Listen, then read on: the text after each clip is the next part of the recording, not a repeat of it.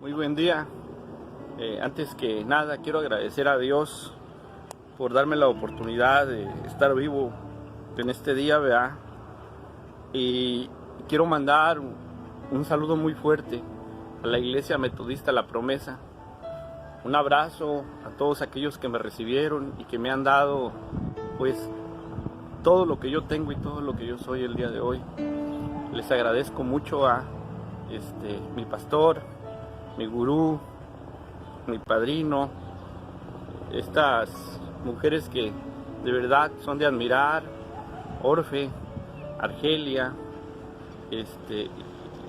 Silvia, todas estas personas que me han acompañado en mi proceso.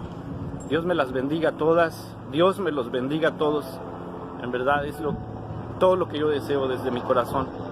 Y le pido a Dios, ¿verdad? Si esa es su voluntad, que las bendiga. Que pasen buen día y que Dios las bendiga siempre, en verdad. 3, versículos 14 al 21, y dice así: Por esta causa doblo mis rodillas ante el Padre de nuestro Señor Jesucristo, de quien toma nombre toda familia en los cielos y en la tierra, para que os dé, conforme a las riquezas de su gloria, el ser fortalecidos con poder en el hombre interior por su Espíritu, para que habite Cristo por la fe en vuestros corazones, a fin de que arraigados y cimentados en amor, seas plenamente capaz de comprender con todos los santos cuál sea la anchura, la longitud, la profundidad y la altura, y de conocer el amor de Cristo que excede a todo conocimiento, para que sean llenos de toda plenitud de Dios. Y aquel que es poderoso para hacer todas las cosas, mucho más abundantemente de lo que pedimos o entendemos, según el poder que actúa en nosotros. A Él sea la gloria en la Iglesia, en Cristo Jesús, por todas las edades, por los siglos de los siglos. Amén. Dios les bendiga. Vamos a orar. Señor, sé tú con nosotros. Gracias, y queremos conocerte más. Queremos comprender cuán grande es tu amor, que echa fuera todo temor, Señor, y que en ti hay plenitud.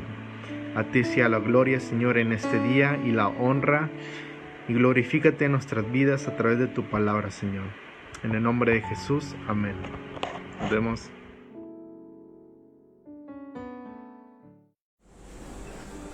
Amados, el Señor les bendiga.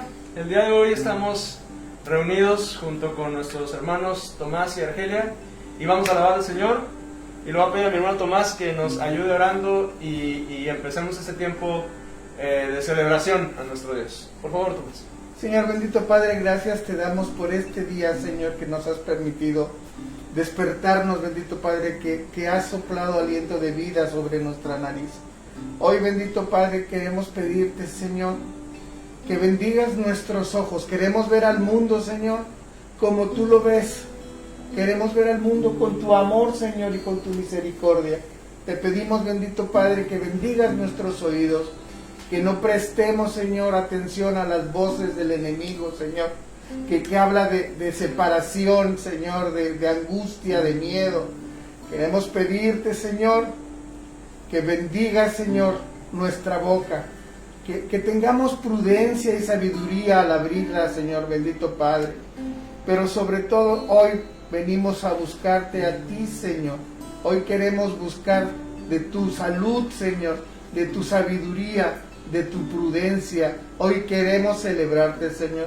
Hoy venimos ante ti, bendito Padre, Señor, con ruego, Señor, que nos recibas, Señor, nuestras oraciones, Señor.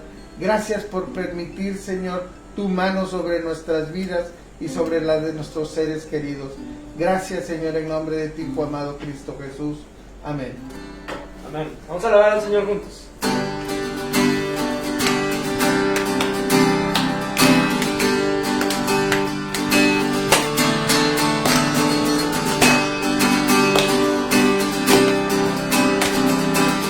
Somos el pueblo de Dios,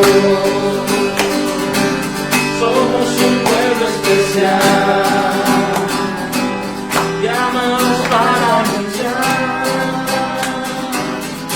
las virtudes de aquel que nos llamó a su luz.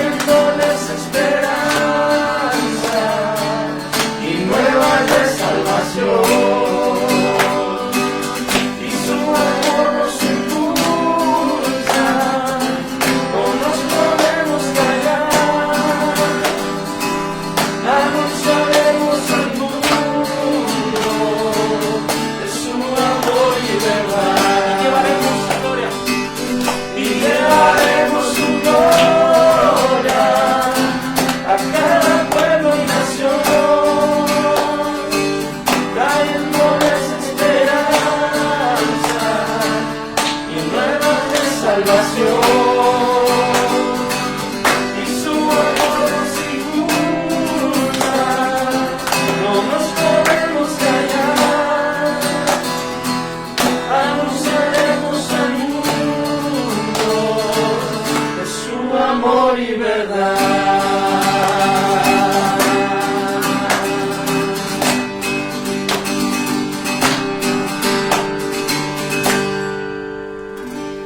Amén.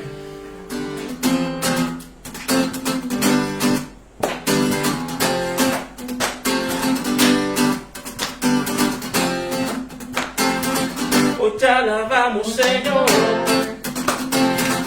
y declaramos que tú eres nuestro Dios, eres el Dios de amor.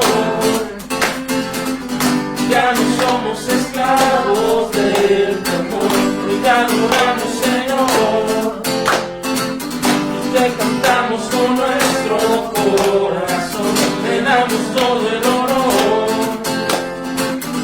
Sobre el cielo y la tierra, tú eres Señor,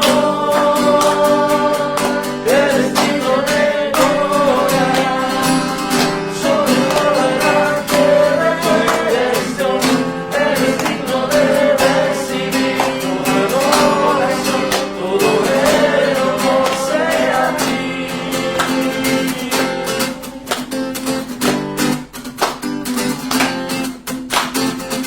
Hoy te alabamos, Señor, y declaramos que tú eres nuestro Dios, eres el Dios de amor.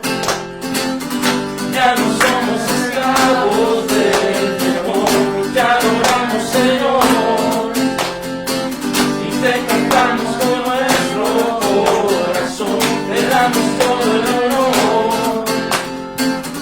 Sobre el cielo y la tierra, tú eres Señor, eres digno de gloria. Sobre toda la tierra, tú eres Dios, eres digno de recibir toda adoración, todo el honor sea a ti, eres digno de gloria. Sobre toda la tierra, tú eres Dios, eres digno de recibir toda adoración, todo el honor sea a ti. Tú eres digno, eres santo, eres rey de toda nación. Eres digno, eres santo, eres rey de toda nación. Eres digno, eres santo, eres rey de toda nación. Eres digno, eres santo, eres rey de toda creación. Eres digno de gloria. Sobre toda la tierra, tú eres Dios, eres digno de recibir toda adoración, todo el honor sea a ti. Eres digno de gloria. Sobre toda la tierra, tú eres Dios, eres digno de recibir toda adoración, todo el honor sea a ti. Eres digno de gloria. Sobre toda la tierra, tú eres Dios, eres digno de recibir toda adoración, todo el honor sea a ti. Eres digno de gloria.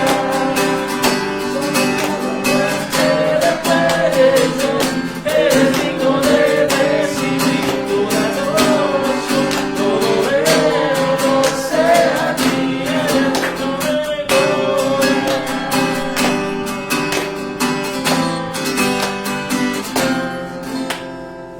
Amén. Vamos a declarar que su corazón y mi corazón debe ser un altar para Dios, donde Él pueda regocijarse con nuestra vida. Y vamos a declararlo de todo corazón. Eterno y sublime, cielo no te puede contener. Habitas en lo alto, tierra es el estrado de tus pies.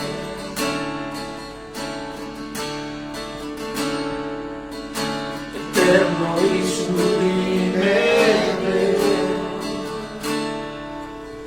cielo no te puede contener. Habitas en lo alto, es el estrado de tus pies. ¿Cómo construir una habitación, un mejor lugar donde puedas descansar? ¿Cómo construir una habitación que sea un santuario para ti? Soberano creador, luz inalcanzable tú estás. Formaste todo con tu voz, el universo en tus manos está. ¿Cómo construir una habitación, un mejor lugar donde puedas descansar? Vamos a construir una habitación que sea un santuario para ti. ¿Cómo construir una habitación, un mejor lugar donde puedas descansar? ¿Cómo construir una habitación que sea un santuario para ti? Puedes decirle: soberano creador. Soberano creador, luz inalcanzable tú estás. Formaste todo con tu voz, el universo en tus manos está. ¿Cómo construir una habitación, un mejor lugar donde puedas descansar? ¿Cómo construir una habitación que sea un santuario para ti? ¿Cómo construir Una habitación, un mejor lugar donde puedas descansar? ¿Cómo construir una habitación que sea un santuario para ti?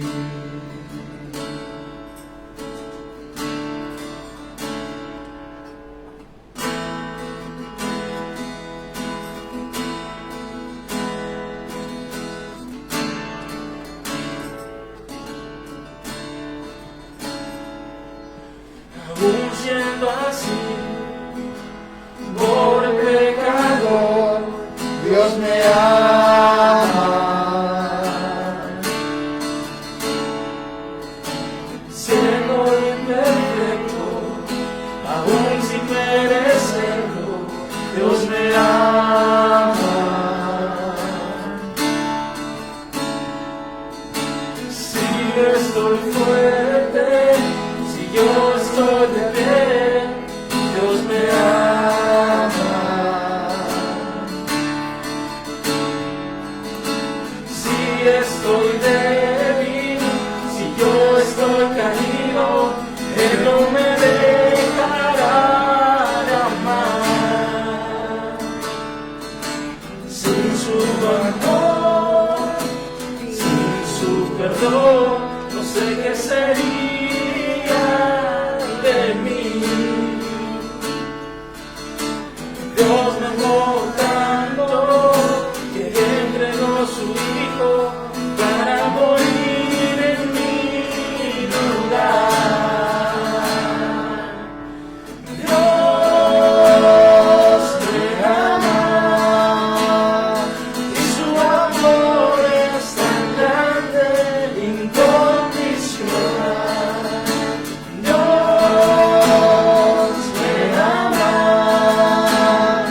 y siempre está con sus brazos abiertos a mí. Aún siendo así, por el pecado, Dios me ama.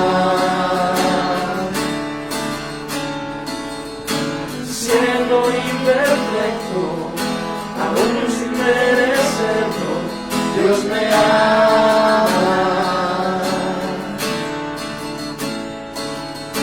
Si estoy fuerte, si yo estoy de pie, Dios me ama.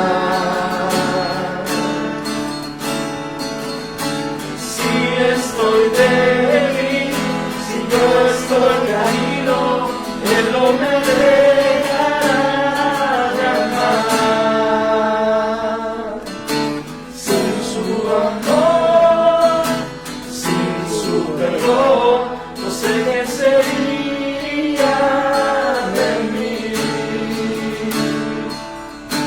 Dios me amó tanto que entregó a su Hijo para morir en mi lugar. Dios me ama y su amor es tan grande, incondicional. Dios me ama y siempre está con sus brazos abiertos a mí. Dios me ama y su amor es tan grande, incondicional. Dios me ama y siempre está con sus brazos abiertos a mí. Señor, te damos muchas gracias en esta mañana, Señor, por tu amor inagotable para nuestras vidas, Dios. Gracias, Señor, porque como uno solo, Señor, podemos unirnos, Dios, en gratitud a ti, diciendo, Señor, tu amor nos ha alcanzado, tu amor nos ha sostenido, Señor. Nos has abrazado, nos has tomado de la mano, Señor. Hoy estamos caminando junto a ti por tu misericordia, Señor. Te damos gracias en este día, Dios. ¿Cómo no hemos de amarte? ¿Cómo no hemos de responder, Señor, si tú nos amaste primero? Gracias, Señor, por tu bendición a nuestras vidas. Gracias, Señor, porque en estos días, Señor, tu buena mano ha estado con nosotros, Señor. Hoy rogamos, Dios, que tú, Señor, nos sigas guardando, Señor, nos sigas sosteniendo, Señor. Que si alguno de mis hermanos se siente, Señor, que está a punto de caer, que está desvalido, se siente solo, se siente agotado, se siente abandonado, Señor, que tu amor, Señor, lo abrace. Como dice tu palabra en Romanos, que tu amor sea derramado, Señor, sobre nuestro corazón, Señor, por medio de tu Espíritu Santo, Señor. Hoy rogamos, Dios, que tú abraces, sostengas y consueles, Señor, a cada uno de nuestros hermanos, Señor, en el nombre de Jesucristo.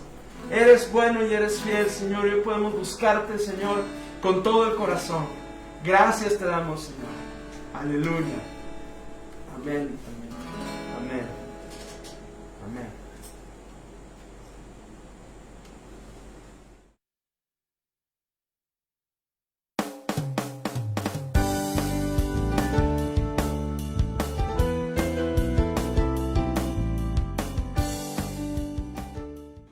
Hola chaparritos, ¿cómo están? Buenos días. Vamos a tener la clase del día de hoy. Está bastante interesante porque recuerden que estamos hablando de la primera iglesia que hubo, que se llamaba La Hermosa, por cierto. Y el día de hoy vamos a hablar de cómo Dios escogió a dos grandes líderes. Recuerden que los líderes son las personas que están a cargo de la iglesia o de algo. En este caso son las dos personas que Dios escogió para que estuvieran a cargo de esa primera iglesia, que fue Pedro y Juan. Dios se complació mucho con ellos porque eran valientes, porque eran esforzados, porque buscaban mucho a Dios y porque oraban mucho. Y fíjense que un día llegaron a la iglesia a orar y en la puerta de la iglesia había una persona que no podía caminar, era un cojo. Tenía 40 años sin poder caminar. ¿Se imaginan 40 años? Si a veces cuando estamos sentados mucho tiempo y nos paramos rápido, nos cansamos o nos duelen las piernas porque estuvimos mucho tiempo sentados, esta persona duró 40 años sin poder caminar. Y todos los días lo llevaban a la puerta de la iglesia. ¿Qué hacía en la iglesia? Pues pedía limosna, pedía dinero. Y con ese dinero pues él compraba su comida, su ropa, pagaba donde vivía. Con eso, de eso él vivía. Porque en ese entonces no tenían ningún trabajo para alguien que no pudiera caminar. Entonces él un día llegó Pedro y Juan a la iglesia y les pidió dinero, les pidió limosna como siempre. Pero valiente y con todo el poder que tenía del Espíritu Santo y que Dios le daba, le dijo: no tengo oro ni plata, pero lo que tengo te lo doy. Levántate en el nombre de Jesús. Levántate y anda. Inmediatamente se paró, con su mano derecha Pedro lo levantó y se paró.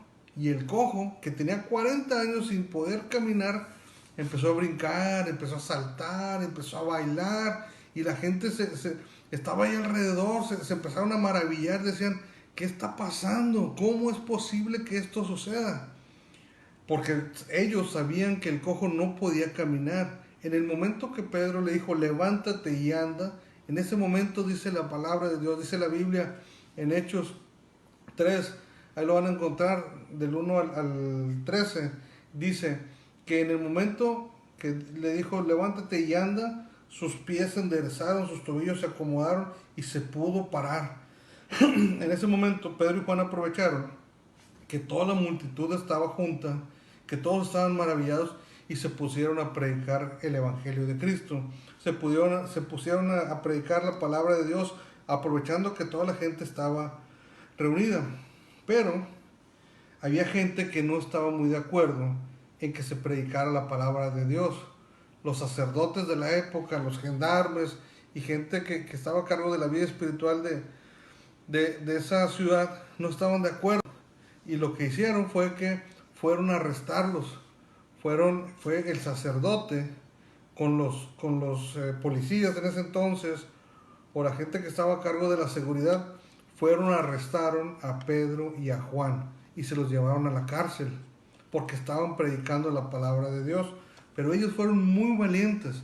Al día siguiente los metieron a la cárcel y al día siguiente los sacaron y se los llevaron a juzgar, a un juicio. Un juicio es cuando se ponen a decir: tú eres culpable por esto o no, tú eres inocente por esto. Se ponen a discutir quién tiene la razón y quién no la tiene. Mas, sin embargo, ellos fueron muy valientes y dijeron: nosotros vamos a seguir predicando el Evangelio de Dios, nosotros vamos a seguir hablando de Jesucristo, nosotros vamos a seguir hablando de las buenas nuevas que hizo Jesús en nosotros. Y fue muy claro y fue muy valiente, les dijo: yo no hice nada, dijo Pedro, fue el Espíritu Santo quien sanó a esa persona, fue Jesucristo quien sanó a esa persona de esa enfermedad terrible que él tenía. Que quede bien claro, yo no fui, fue la mano poderosa de mi Jesús, porque solamente Él es el que puede salvar y el que puede sanar.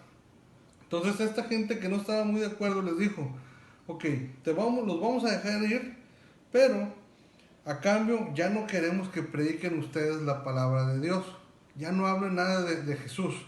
Y Él les dijo: ¿ustedes creen que nosotros vamos a preferir obedecerlos a ustedes que obedecer a mi Dios? Claro que no. Nosotros vamos a seguir hablando de Dios, nosotros vamos a seguir hablando de Cristo. Ese es el valor, esa es la valentía que ellos mostraron. Y el día de hoy, niños, podemos aprender eso, que podemos ser muy valientes. ¿Cuándo necesitamos ser valientes? Pues a lo mejor cuando vemos una cucaracha en la casa y queremos pasar por el cuarto, Dios nos da ese valor. Cuando tenemos un examen en la escuela, Dios nos da el valor para poder salir adelante. Cuando tenemos que ayudar a nuestros hermanitos o a nuestros papás en alguna tarea que a veces se nos hace difícil o complicada o muy pesada, Dios nos da ese valor. Tenemos que orar y tenemos que pedirle a Dios que nos dé valor para todas las cosas que tenemos que hacer. ¿Okay? Recuerden, los buenos líderes son valientes, son esforzados y oran mucho a Dios. No se les olvide. Adiós.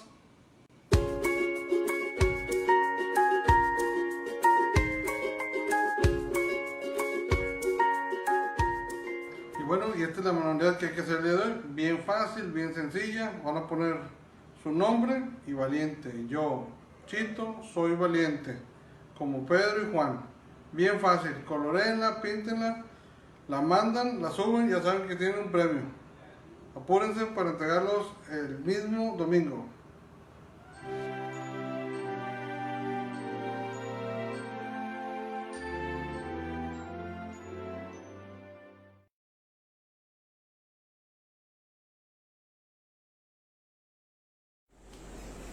El Señor los bendiga, hermanos. Es un gozo el poder compartir este día con usted. Le doy muchas gracias al Señor por la vida de mi hermano Tomás y de mi hermana Argelia, que están aquí con nosotros. Hoy estamos aquí, está mi hijo Agustín y Ricardo.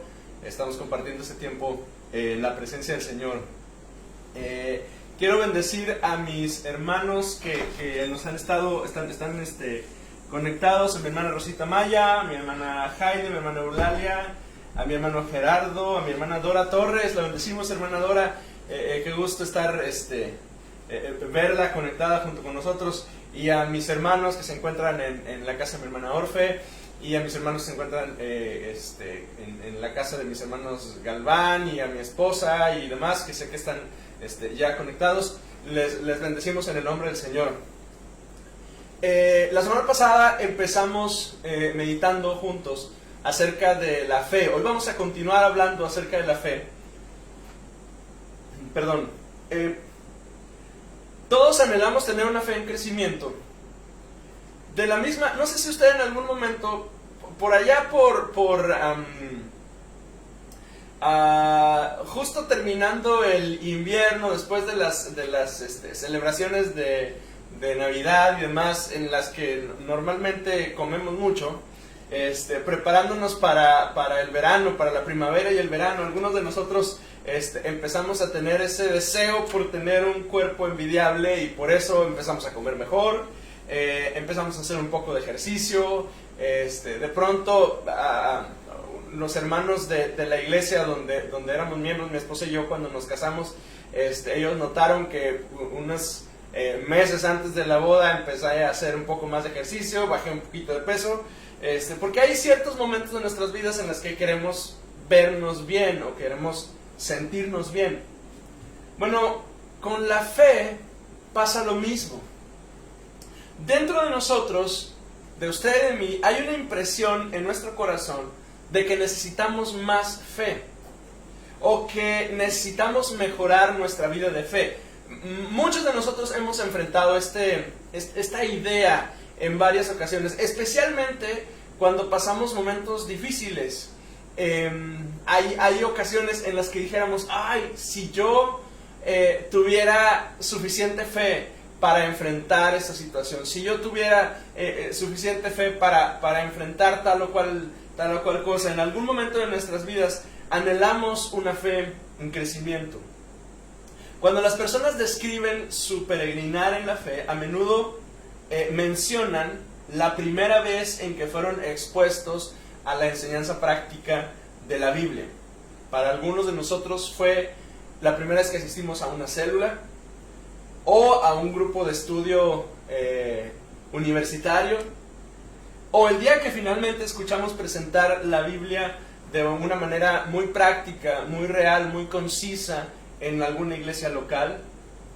En muchos casos no se trataba de la primera vez que éramos expuestos a la palabra, es decir, algunos de nosotros habíamos tenido contacto con la Escritura mucho antes, pero en esa ocasión finalmente entendimos lo que se estaba exponiendo. Ese día la Biblia cobró vida delante de nosotros. De igual forma, es lamentable que algunos de nosotros también hayamos crecido escuchando sermones y lecciones de escuela dominical, pero realmente por muchos años no nos sentimos cautivados por la Escritura. Y aunque pareciera que ese es un problema de nuestra época, realmente es un problema que ha existido desde hace muchos años. Quizá pudiéramos decir que desde hace muchos siglos. Vaya conmigo en su Biblia, por favor, a Mateo capítulo 7. Mateo capítulo 7.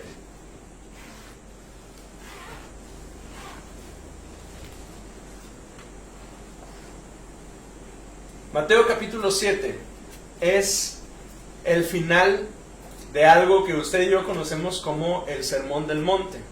Desde el capítulo 5, 6 y 7, si su Biblia tiene las palabras en rojo para marcar a las palabras de Jesús, usted se dará cuenta que el capítulo 5, 6 y 7 están totalmente en rojo porque es el que usted y yo conocemos como el Sermón del Monte, el día que Jesús está junto con sus discípulos y empieza a enunciarle como la constitución del reino de Dios. Y cuando termina de explicar el Sermón del Monte, termina justo con una parábola bien interesante que en los versículos 28 y 29 dice: cuando terminó Jesús estas palabras, la gente se admiraba de su doctrina, porque les enseñaba como quien tiene autoridad y no como los escribas y los fariseos. No todas las enseñanzas son iguales. Los fariseos y los escribas tenían acceso a las mismas escrituras que Jesús durante el primer siglo. Pero cuando Jesús se presenta delante de sus discípulos y de las multitudes, ellos notaron que había algo diferente en Jesús. Y el distintivo que encontraron es que Jesús les hablaba con autoridad. Jesús manifestaba una pasión que los maestros de la ley y los escribas no tenían. Jesús no se conformaba con decir lo que era cierto. Él quería que su audiencia actuara sobre lo que habían escuchado. Y el cierre de este sermón, unos versículos antes, en el versículos 24 al 26, dice: cualquiera pues que me oye estas palabras y las hace, le compararé a un hombre prudente que edificó su casa sobre la roca. Descendió lluvia, vinieron ríos, soplaron vientos y golpearon contra aquella casa, y no cayó, porque estaba fundada sobre la roca. Pero cualquiera que me oye estas palabras y no las hace, le compararé a un hombre insensato que edificó su casa sobre la arena. Mire, piénselo de la siguiente manera. La mayoría de nosotros cometemos el siguiente error. Calificamos nuestra vida espiritual basado en nuestra asistencia a las actividades religiosas de nuestra iglesia o de nuestra congregación. Pero Jesús dice: puedes conocer la palabra, pero si no haces nada con ella, no hay ninguna diferencia en tu vida. Yo puedo conocer la palabra, pero si no hago nada con ella, no hay ninguna diferencia en mi vida. ¿Sabe? Jesús siempre esperaba de la gente a la cual le compartía, por quienes oraba, la gente con la que compartía tiempo, siempre esperaba una respuesta. Cuando sanó a los leprosos, cuando sanó, restauró a la mujer, siempre les decía, vete y ya no peques. A los leprosos les dijo, vete y cambia tu estilo de vida, preséntate delante del sacerdote y cambia. Al hombre endemoniado gadareno le dijo, vete y anuncia lo que has recibido. Jesús siempre esperaba y espera una respuesta. Jesús no daba simplemente información, sino que buscaba una transformación en las vidas de las personas que lo escuchaban. Ahora, nota que casi siempre que Jesús reprendía a la gente, no los reprendía porque no supieran lo que la Biblia dice, los reprendía por su falta de fe. Ahora quiero que pienses un minuto. ¿Tú recuerdas la primera vez que sentiste cómo el mensaje de la Biblia golpeó tu mente y tu corazón? ¿Te acuerdas de ese momento? ¿Te acuerdas la primera ocasión en que la Biblia se convirtió de ser un libro viejo guardado a lo mejor en tu casa, se convirtió en algo interesante de lo cual tú querías alimentarte? Se convirtió en algo interesante para ti. Es que en la vida de todo creyente debe llegar el momento en el que nos demos cuenta que la enseñanza de la palabra de Dios no se trata de saber cosas, sino de hacer cosas. Porque para saber cosas hay grandes mensajes que son teológicamente impecables, pero que se parecen mucho a los discursos de los fariseos y de los escribas. ¿Sabe? Es que ellos tenían la escritura correcta y estaban en el lugar correcto y eran miembros del pueblo correcto, y sin embargo no tenían ni la pasión ni la autoridad de Jesucristo al presentar la verdad de la escritura. Cuando tú y yo nos paramos delante de un amigo para enseñar una verdad bíblica, y lo hacemos solo por compartir nuestro conocimiento sobre la Biblia o sobre Dios, nos parecemos mucho a los fariseos y a los escribas. La gente no busca la verdad, pero hay un interés genuino en la gente por la felicidad. Porque si somos honestos, ¿quién no desea ser feliz? ¿Quién no desea sentirse pleno? Anhelamos más ser felices que saber verdades. Y Jesús lo sabía. Y por eso su más famoso sermón, de hecho, inicia diciendo: qué felices aquellos que... Si usted lee el capítulo 5 de ahí mismo, del libro de Mateo, que lo tenemos en nuestras Biblias, usted se da cuenta que él se para en el monte, llega con sus discípulos y utiliza una palabra en la versión Reina Valera que a nosotros nos es muy familiar: bienaventurados. Pero quizá la mejor traducción de esa palabra es felices. ¡Qué felices! ¡Qué dichosos! Jesús entendía, porque es Dios y conoce nuestro corazón, que hay en nuestro corazón un deseo por bienestar, por felicidad, por plenitud. Y nos marca la pauta para vivir en esa felicidad y en esa plenitud. Este tiempo que estamos viviendo es un buen tiempo para reconsiderar nuestra cultura de iglesia. Porque no estamos interesados solamente en ser una iglesia que enseña la verdad. Ahora, no me malinterprete, porque enseñar la verdad es correcto, porque somos portadores de la verdad, porque usted y yo tenemos el mensaje del Evangelio, tenemos la palabra profética más certera, como dice el apóstol Pedro. La verdad debe ser proclamada desde el púlpito y desde todas las actividades de la iglesia, no solo de nuestra iglesia local, pero de la iglesia de Cristo. Pero no estamos interesados en solamente ser una iglesia que enseña la verdad, queremos vivir esa verdad. Queremos que nuestros hijos escuchen la verdad y sepan qué hacer con ella. Porque el mensaje del Evangelio, junto con pasos a seguir, hacen que la fe de la gente crezca. Nuestra fe crece cuando obedecemos, cuando ponemos en práctica las palabras de Jesús. Cuando tú pones en práctica lo que Dios te pide hacer, estás de hecho poniendo en operación tu fe, estás activando tu fe. Esos engranes dentro de ti que no son físicos, que están en tu alma y en tu espíritu, empiezan a moverse cuando tú te decides a obedecer al Señor. Y obedecemos a Dios no por los beneficios que esto trae, aunque trae beneficios. Obedecemos a Dios no para obtener su favor, ni para que Él nos escuche. Obedecemos a Dios porque hemos tomado la decisión de confiar en Él. Tú sabes que tus hijos confían en ti. Cuando tú te paras en un primer piso y ellos están en un segundo piso y tú les dices: aviéntate porque yo te voy a agarrar, y él se avienta. Tus hijos saben que si saltan tú vas a estar ahí para sostenerles. Y eso se llama fe. Eso se llama confianza. La mayor expresión de fe que tú y yo podemos tener para nuestro Dios es, de hecho, obedecerle. Porque Dios espera que yo crea en Él obedeciéndole en cada área de mi vida. Le voy a poner algunos ejemplos. Dios espera que yo crea en Él obedeciéndole en mi mayordomía personal, obedeciéndole en el manejo de mis relaciones con otros, obedeciéndole en mi honra y mi fidelidad en mi matrimonio, obedeciéndole en la mayordomía de mi sexualidad.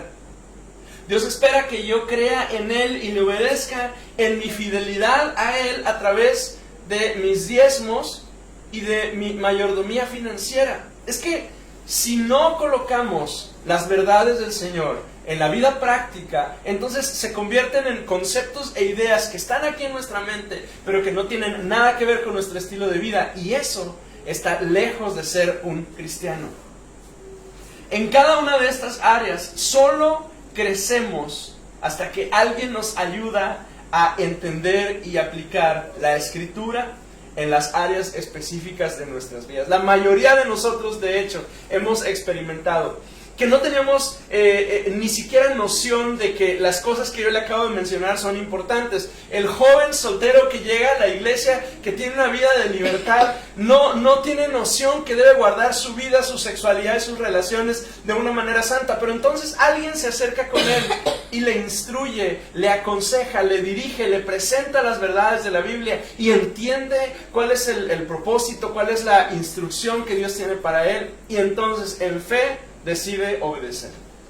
Es que cuando un hombre o una mujer, trabajadores, pero con un montón de conflictos financieros, llegan a la iglesia, llegan a Cristo, y Cristo empieza a redimir sus vidas, y entonces de pronto alguien les empieza a instruir acerca de la mayordomía financiera, les dice: tú tienes que honrar al Señor con tus bienes. ¿Cómo se hace? Pues hazlo de esta forma, yo lo hago así, yo lo hago así, yo tomo estas decisiones, yo he decidido confiar en el Señor entregándole mis diezmos y mis ofrendas.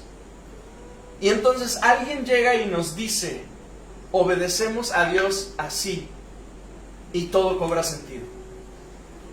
Nuestros matrimonios de pronto están en la cuerda floja, y llegamos a Cristo, y el Señor empieza a redimirnos, el Señor empieza a obrar en nosotros, y alguien se acerca con nosotros y nos empieza a instruir acerca de nuestra vida de matrimonio. Solo crecemos hasta que alguien nos ayuda a entender y aplicar las Escrituras en las áreas específicas de nuestra vida. Ahora, ¿qué debemos hacer tú y yo? Bueno, lo primero que debemos hacer es ser intencionales en ser parte de ambientes que provean la enseñanza bíblica práctica. Congregarnos es un buen lugar. Congregarnos es un buen lugar en el cual podemos recibir la enseñanza práctica de la palabra de Dios. Las células y los grupos son un lugar donde abrimos la Escritura y nuestros corazones. Escucho a Dios y escucho las experiencias de mis hermanos y aprendo a vivir la realidad de Cristo en mí. Aprendo a obedecer, aprendo a confiarle a Dios mi vida financiera, aprendo a dirigir a mis hijos. Pero para que esto se haga una realidad en mi vida y en la tuya, no es suficiente con asistir. Necesito ser parte. Debo ser parte y no solo asistir a los ambientes de mi iglesia local donde aprendo a obedecer la Escritura. Nuestros niños, de hecho, necesitan esos ambientes. Mire, antes de que empezara este tiempo de contingencia sanitaria, contábamos con 15 aproximadamente, a veces más, a veces menos, pero aproximadamente 15 niños asistiendo regularmente a nuestra iglesia. Y hoy, con tristeza digo, que tenemos entre 4 y 5 niños participando del programa infantil y de la comunicación que tratamos de tener con nuestros niños. Y nuestros hijos necesitan crecer en un ambiente en el que la Biblia es enseñada. Si volvemos al ejemplo de Jesús, de los 2 hombres que construyeron sus casas, observe esto: la casa que no se derrumbó fue la que se construyó bien, y no solo aquella cuyos constructores sabían cómo construirlo. Voy a decir con un poquito más de cuidado. La casa que no se derrumbó fue la que se construyó bien, y no aquella cuyos constructores sabían cómo se debe construir. Es que miren, sabemos las cosas, pero a menudo no las ponemos en práctica. Sabemos lo que tenemos que hacer, pero a menudo nos hacemos del ojo ciego ante las situaciones de nuestras vidas que exigen nuestra intervención. Es que una cosa es saber cómo se hacen las cosas y otra es hacerlas correctamente. Como algunos de ustedes saben, porque se lo he platicado incluso a mis hermanos que están aquí conmigo, el año pasado yo aprendí a nadar. Yo tengo 35 años de edad y en 34 años jamás me había atrevido a meterme en una alberca, y cuando lo hacía, siempre lo hacía con mucho miedo, pero finalmente tuve un impulso extraño y me metí a clases de natación. Y tardé como 2 meses y medio en flotar. Y cada que yo llegaba a la alberca, yo decía, lo voy a lograr, y me metía a la alberca y me hundía y me ponía todo nervioso y me aferraba a la orilla porque no me sentía, no tenía la confianza, no sabía cómo hacerlo, no lo lograba. Y vi una cantidad de videos en YouTube para entender cómo era esta cosa de flotar. ¿Y para qué cree que me sirvieron los videos de YouTube? Para 3 cosas, y yo cada que llegaba a la bendita alberca, yo decía, ahí dicen que haga esto y esto y esto, pues lo tengo que hacer, y nada funcionaba. Bueno, la enseñanza bíblica y aplicar los principios bíblicos a nuestras vidas es más o menos la misma idea. Cada vez que abrimos la Escritura, debemos estar incómodos. La enseñanza bíblica a menudo produce en nosotros enojo, incomodidad, culpa, vergüenza, y ello nos debe dirigir al cambio, pero solo se logra cuando tú te zambulles en la Escritura, cuando tú te metes a ella, cuando tú la abres con un corazón dispuesto para que el Señor hable directo a tu mente y a tu corazón, y a mi mente y a mi corazón. Pero hacer eso significa que estoy dispuesto a que Dios se meta en las áreas más incómodas de mi vida y que empiece a sacudirme y que me haga sentir culpa y enojo, incomodidad y vergüenza, pero que todo ello me dirija a un cambio en mi mente y en mi corazón. Porque una verdad que no se aplica es como una pintura que no se utiliza. Si tienes la lata o el bote ahí guardado, pues eventualmente hasta se te puede echar a perder esa pintura, ¿no? Una pintura sin usar no hace ninguna diferencia. Yo necesito estar en un lugar donde alguien pueda abrir la lata y sacar una brocha y dar el primer brochazo y decirme, ten, así es como se hace, vete a tu casa y pinta tu casa. Debo tomar y aplicar, porque si no lo hago, soy como el que construyó sobre la arena, y las casas edificadas sobre la arena no soportan las tormentas. Hace unos días yo tuve una conversación con un buen amigo mío y anotaba de esta charla: ¿qué estás haciendo con lo que sabes que está incompleto en tu vida? ¿Estás obedeciendo a Dios y edificando a lo eterno? ¿O estás sentado en un rincón lamiendo las heridas? Y ante la condición que sea en la que te encuentras, la obediencia a Cristo es lo que hace la diferencia. Yo quiero animarte, hermano, hermana, a que esta semana le creas a Dios. Agustín.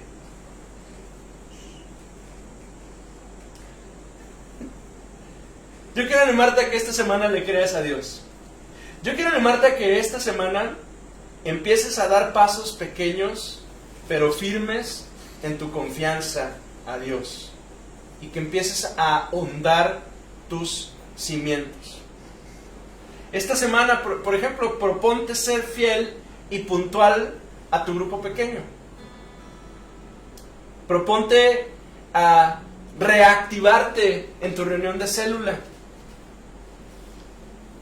Que esta semana tú puedas empezar a confiar al Señor tus finanzas. ¿Y por qué no?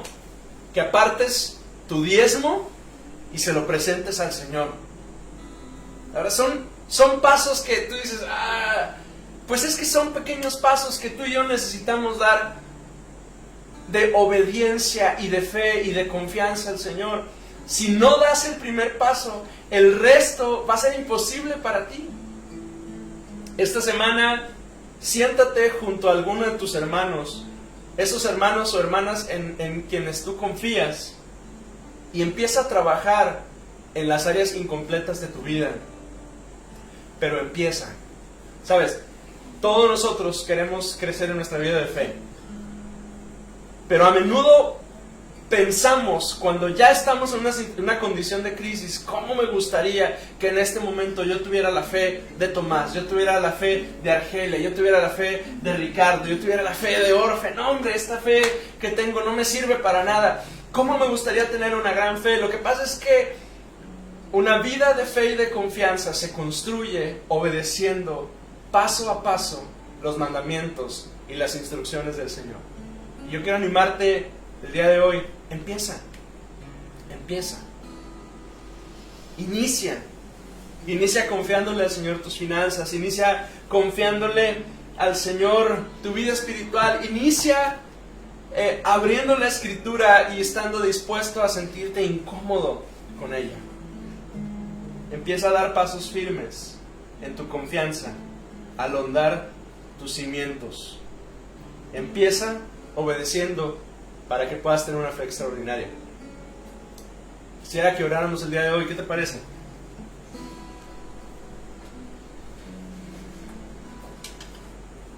Señor, en esta tarde ya te damos muchas gracias. Te doy gracias por la vida de mis hermanos, Señor. Gracias porque eres bondadoso y fiel con nosotros. Gracias, Señor, porque nos permites buscarte. Pero te damos gracias especialmente, Señor, porque podemos, Señor, venir a tu palabra y hablas a nuestro corazón. Señor, que esta semana, Señor, podamos ser obedientes a ti. Y que podamos dar esos primeros pasos de obediencia y de confianza a ti. Especialmente en esas áreas difíciles, Señor, en las cuales no queremos que nadie se meta con nosotros. Ayúdanos, Señor. Te lo rogamos, Dios. En el nombre de Jesús. Aleluya. Amén. Me dijo que tenía los elementos. El día de hoy, junto con mis hermanos, vamos a participar de la Cena del Señor.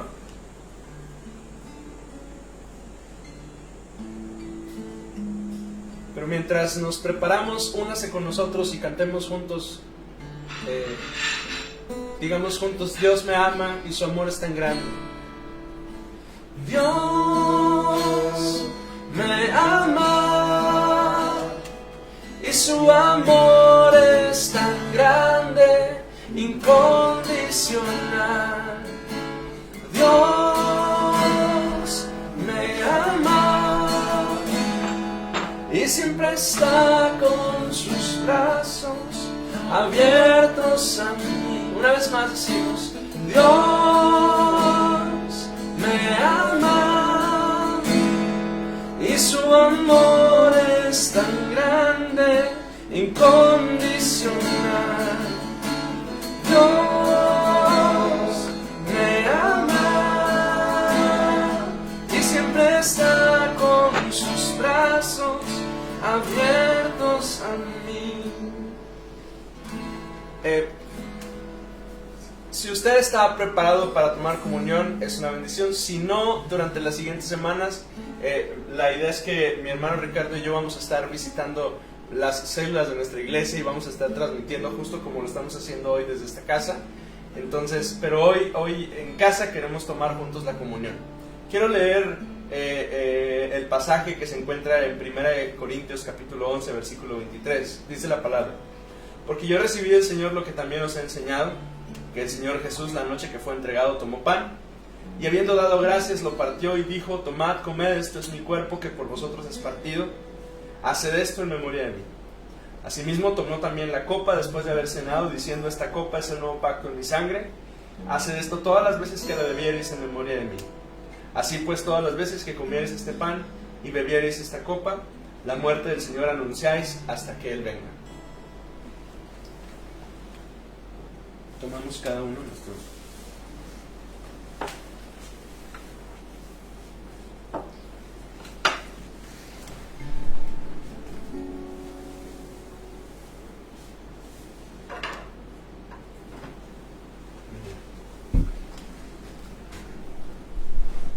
Amados, comemos juntos el pan que representa el cuerpo de Cristo que fue entregado por nosotros. Comamos juntos, hermanos.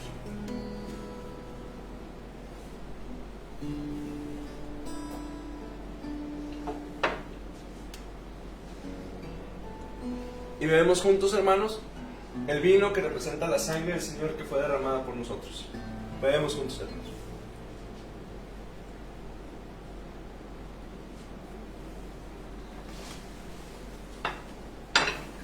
Oremos a nuestro Dios.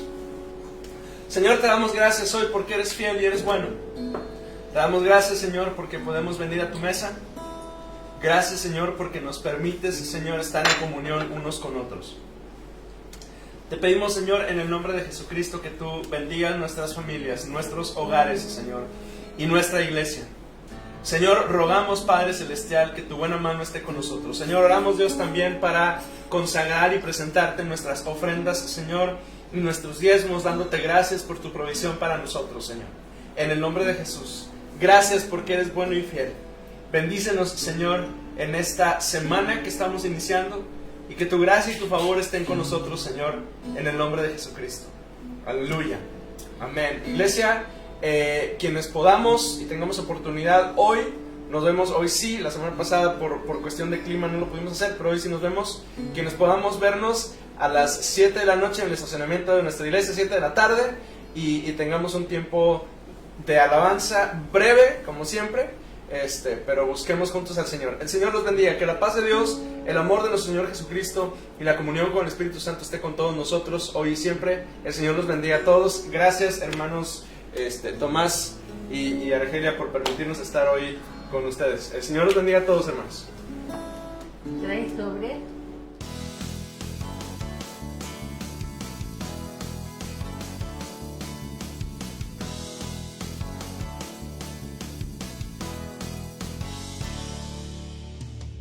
Cantaré de tu nombre, oh Señor, de tus maravillas contaré.